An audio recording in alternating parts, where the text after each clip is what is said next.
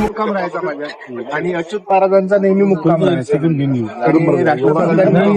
चातुर्मास केला होता नागठाणा म्हणून क्षेत्र आहे इथे रवाळे असे घाटच्या सोबत, तर तिथं पूर्ण कारभार बाबा आणि आम्ही राहतो. अजूनही हो अजून बोलतो